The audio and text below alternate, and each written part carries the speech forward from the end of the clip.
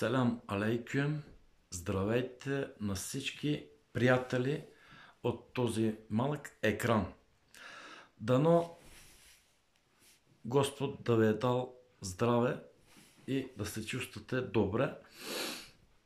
Да се опитаме да слушаме няколко думи от по-религиозна гледна точка.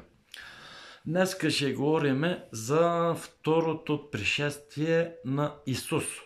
Няколко думи, кратко да говорим за второто пришествие на Исус. Кога ще се случи и как ще се случи.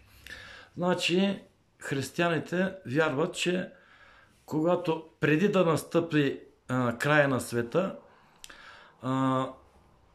Исус Христос или Иса, ние казваме, ще се появи на земята, за да донесе справедливост на тая земя.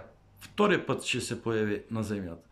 И в исляма, ние мюсюлманите също така вярваме в Нузули Иса. Значи, че Иса бн Мерям, синът на Мерям, втори път на земята пак ще дойде, преди края на света, да настъпи края на света. И то е един от алеаметите, един от признаците, големите признаци за края на света. Значи, кога ще се появи, ако се питаме, ще се появи тогава, когато има нужда. Света има нужда. Когато са се случили много, да кажем,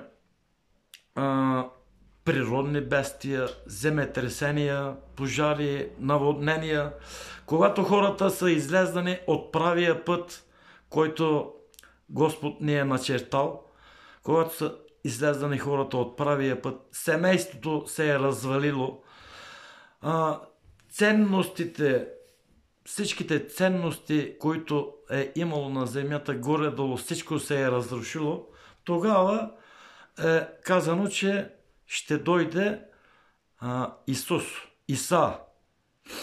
И ние като мюсюлмани от хадисите също знаем, че Иса бн Мерям, Месих, ще се появи на земята преди съдния ден. И то е от големите признаци на Киямета. Кога ще се случи това нещо, знае само и единствено Господаря, Аллах.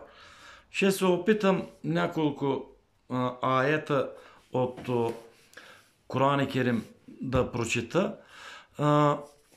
Днес, ако се огледаме около себе си, че всичките ценности, почти всичките ценности, и религиозни, и морални, развалина има навсякъде, като включиме и природните земетресения, пожари, наводнения и такива работи, значи горе-долу може да кажем, че може да станем свидетели на това второ идване на Иса бн Мерям. Може да станем свидетели. Единствено това нещо знае единствено Господаря. Единствено Господаря. Кога и как ще се случи.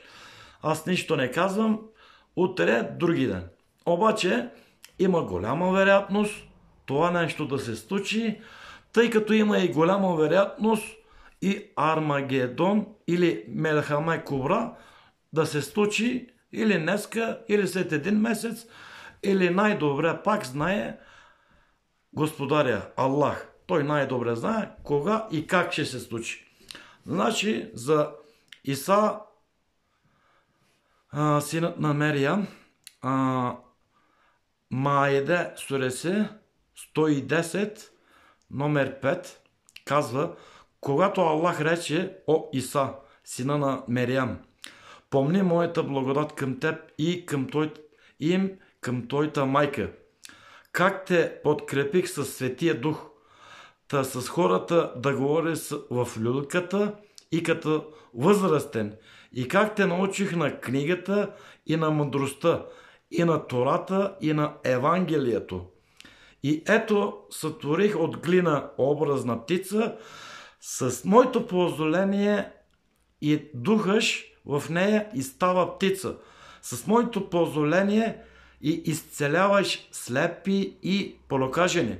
С моето позволение и ето извеждаш мъртвите. С моето позволение. И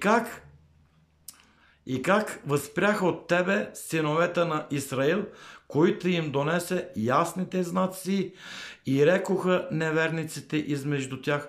Това е само явна магия. Това е един отказ и друг отказ. Накратко ще се опитам да чета от Мерием Суресе. Мерием Суресе 19, където казва: и не ме стори той горделив, непокорен, и мир на мен в деня, в който съм роден, и в деня, когато ще умра, и в деня, когато ще бъда възкресен. Откъдето разбираме, знаеме, че Исус, той не е умрял, възкръснал е. Обаче един ден, като дойде отново втория път на тази земя, ще живее като всички хора и после и той ще умре като всичките хора и той ще вкуси смъртта. Надявам се да съм бил полезен с тази информация. Желая ви добро, всичко добро в семействата и където живеете. Еселям!